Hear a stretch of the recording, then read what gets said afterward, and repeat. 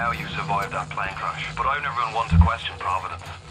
I'm Atlas, and I aim to keep you alive. Now keep on moving. We're gonna have to get you to higher ground. Take a deep breath and step out of the bathysphere. I won't leave you twisting in the wind. We're gonna need to draw her out of hiding, but you're gonna have to trust me.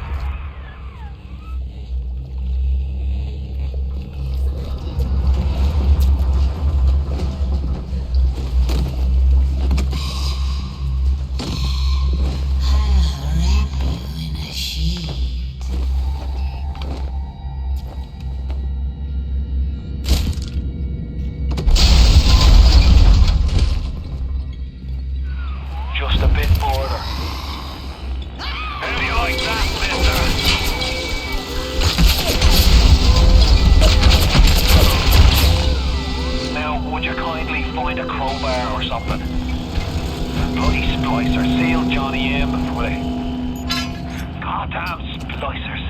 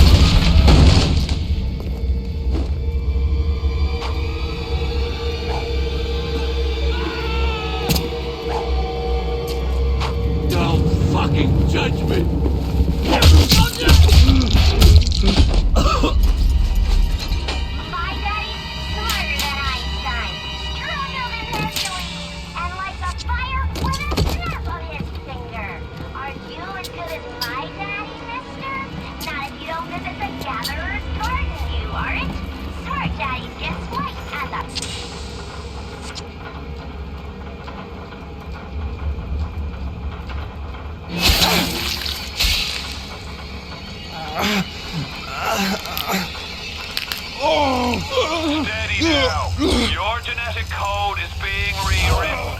Just hold on and everything will be fine.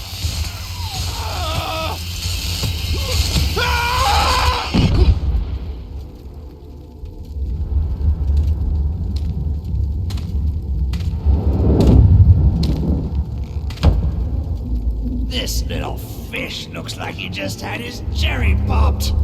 Wonder if he's still got some Adam on him.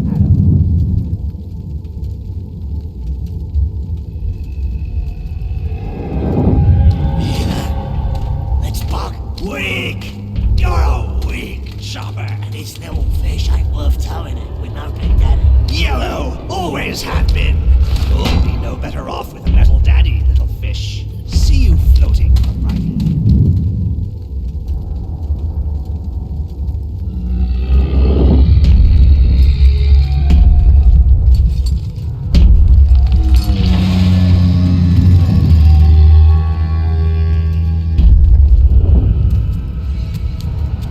Look, Mr. Bubbles, it's an angel.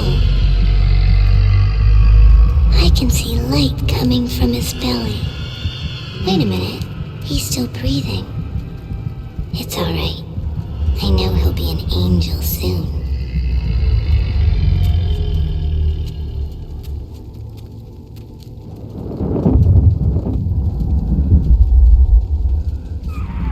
You alright, boyo? First time plasma's a real kick from a mule, but there's nothing like a fistful of lightning now, is there?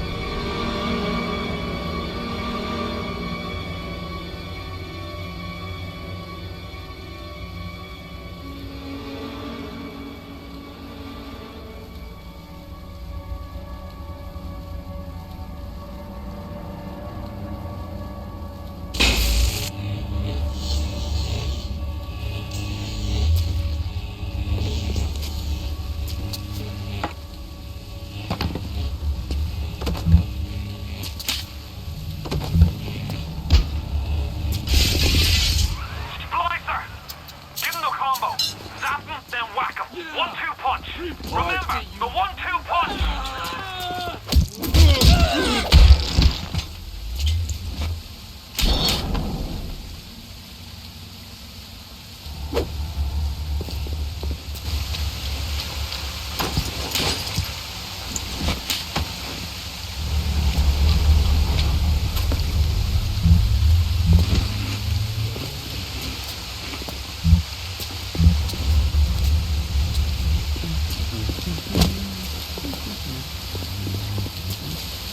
That? I found her that way! Tell Ryan I'm sorry.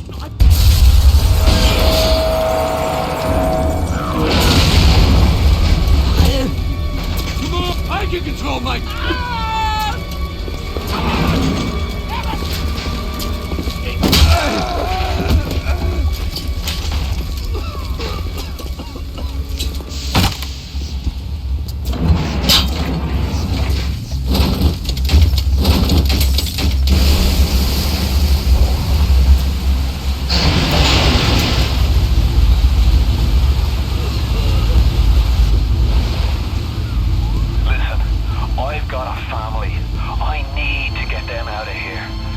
Splicers have cut me off from them. If you can reach them in Neptune's bounty, then maybe, just maybe... I know you must feel like the unluckiest man in the world right now, but you're the only hope I'll ever see my wife and child again. Go to Neptune's bounty. Find my family, please.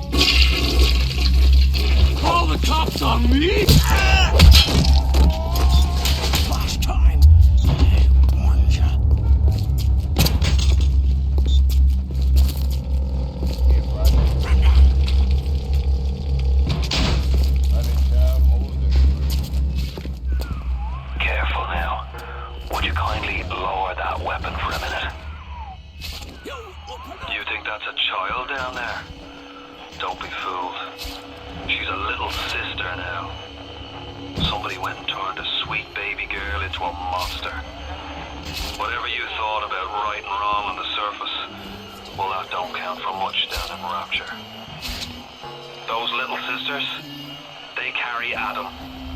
The genetic material that keeps the wheels of Rapture turning. Everybody wants it, everybody needs it.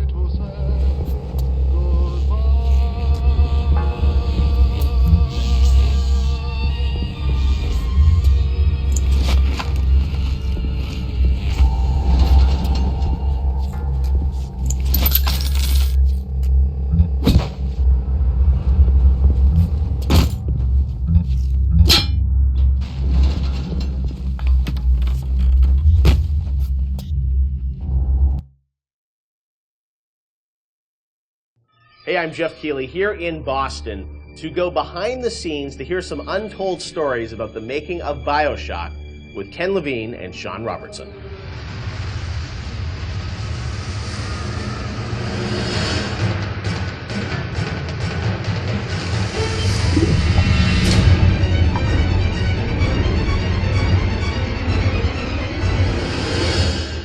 Let's talk a bit about the theme and setting of BioShock Rapture.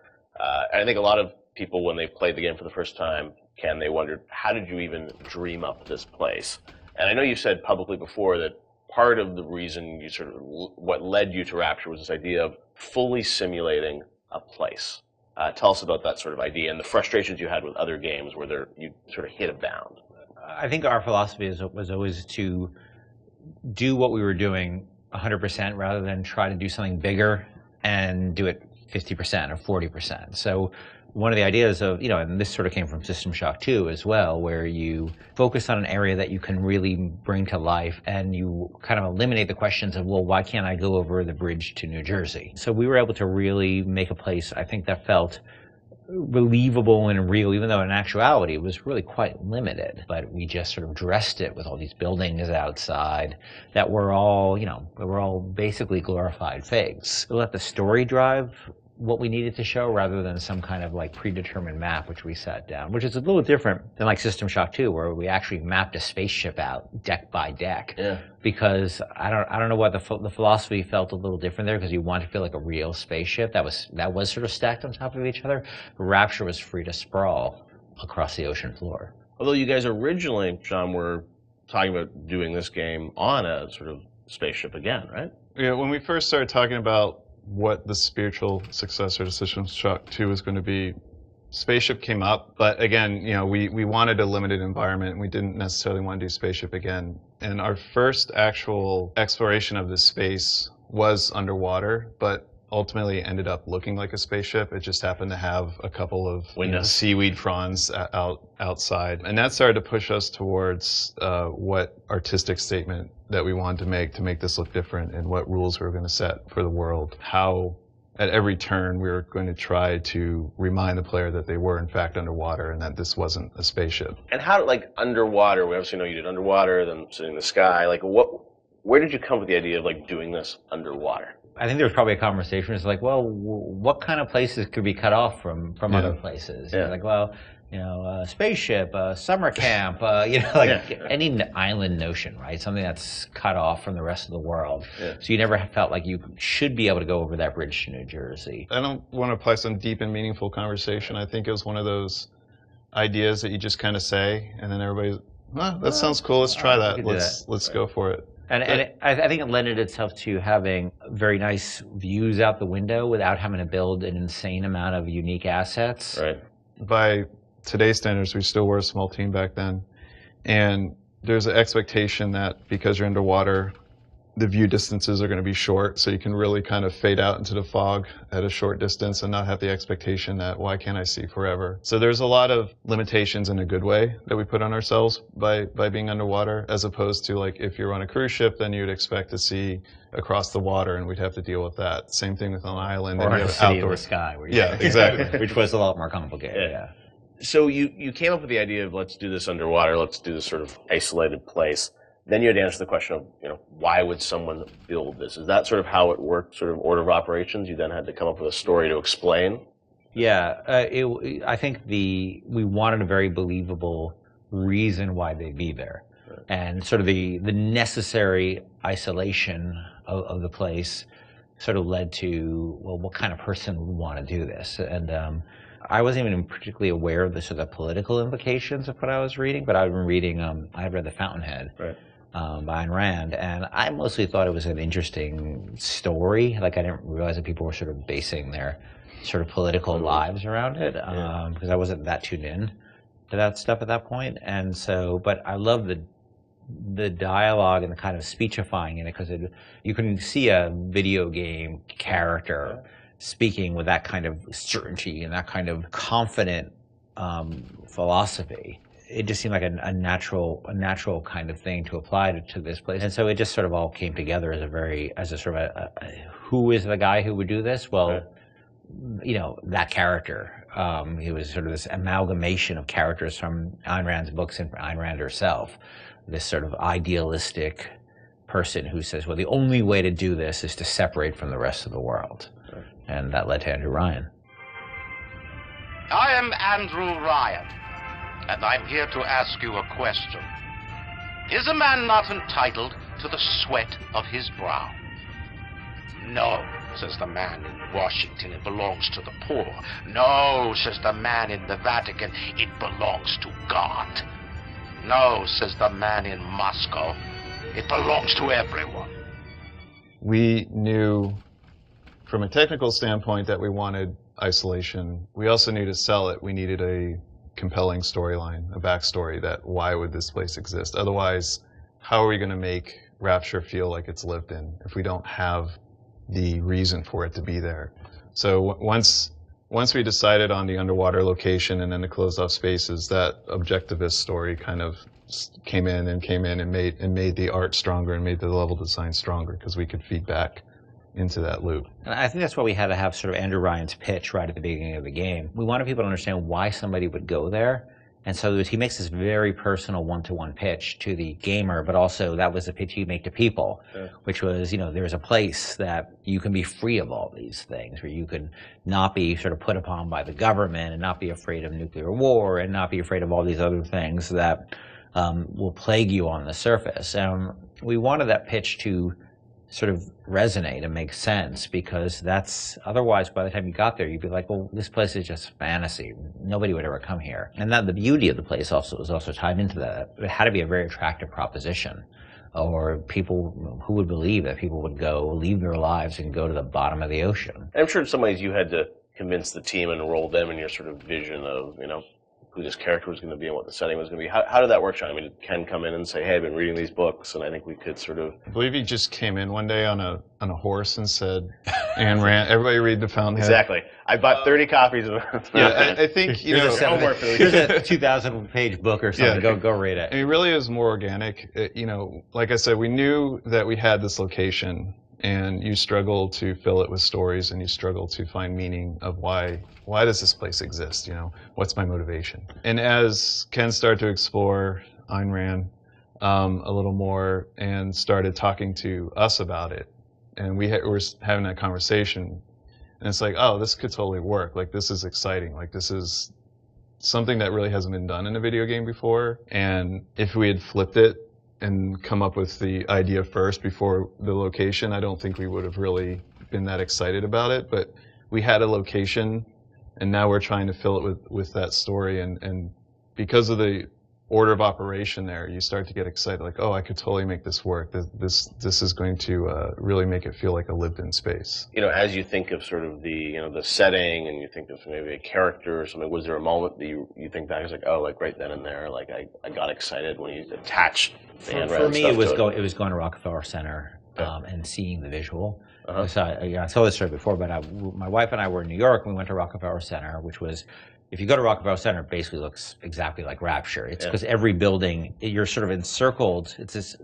block in New York, or a couple of blocks in New York, where Radio City Music Hall is, and where 30 Rockefeller Plaza is, where you see that show 30 Rock, and the ice skating rink, and where they put the Christmas tree, and it's this very iconic location. But what's cool about it, it's all one, unlike the rest of the city. Everywhere you look, it's one architectural style. It's Art Deco, and it's very iconic Art Deco. And my wife and I were there, and we were sort of working on the game, and we didn't have a visual style. And all of a sudden, I started looking around, and I said, oh, this could be a visual for the game. Also, the geometry of it was actually quite conducive to making a video game, because it wasn't overly complicated geometry. Art Deco is quite bold and simple. Bold and geometric, and simple. And so my wife and I bought a couple of tourist cameras before iPhone cameras, exactly. You know. Throwaway cameras, yeah, throwaway cameras with little Kodak things, and we just started photographing doorknobs and light fixtures, and just sort of developed the photos. Remember that? Brought them in and said, "Come to the office. Here's a stack of stuff. Here's a stack of photos. Take a look. I'll see you guys in a couple of years. Go make this." City where the artist would not fear the censor, where the scientist would not be bound by petty morality, where the great would not be constrained by the small. And with the sweat of your brow, Rapture can become your city as well.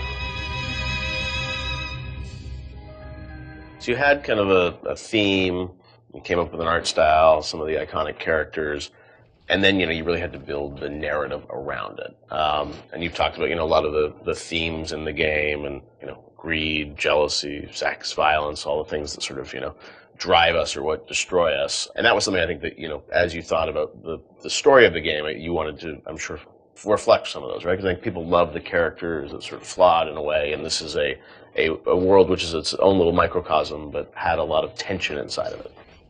Yeah, I mean, the character of Ryan was sort of, he's basically invisible through most of the game, right? Except for a very small portion. But he's very present because the city is him, right? It's such a representation of him. We never want to cut away to a cutscene where you saw Andrew Ryan, planning and scheming. We wanted him to be very present without actually being present. But once you had Ryan, once you had his desire to protect this vision of his, you just had to then come up with the characters who'd be arrayed in opposition to him. So we had this character, the Big Daddy, and then eventually the character of the Little Sister. And so characters like Tenenbaum came along, like, here's a person who's in opposition to him for this reason. And then you have, for more noble reasons. And then you have a character like Atlas, who's much more cynical opposition. Once we had all those characters arrayed, we're like, well, who are you? And, you ended up being a sort of, a pawn in the middle of all this opposition to Ryan. We just kept sort of homing in on that theme and making sure that you weren't, eventually figuring out that you couldn't just be here by an accident, that you're an integral part of this story, even though you don't know you're an integral part of this story. You think you're just there by happenstance. Look, Mr. Bubbles, it's an angel. I can see light coming from his belly. Wait a minute, he's still breathing. It's all right. I know he'll be an angel soon.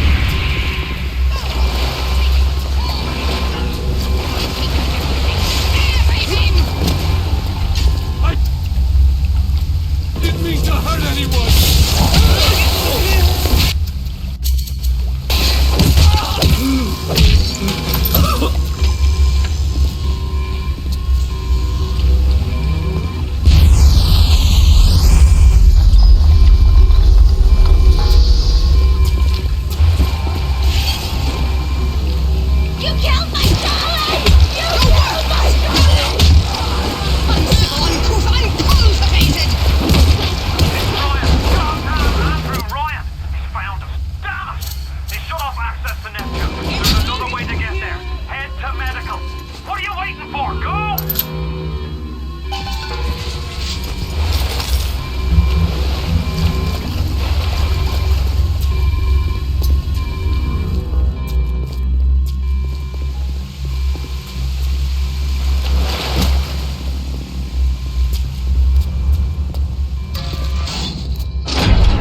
Oh, Christ!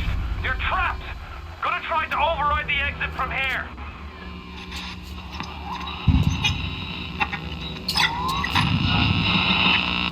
So tell me, friend, which one of the bitches sent to you?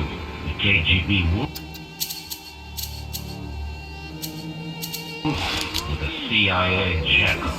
Here's the news. Rapture isn't some sunken ship for you to plunder. And Andrew Ryan isn't a giddy socialite who can be slapped around by government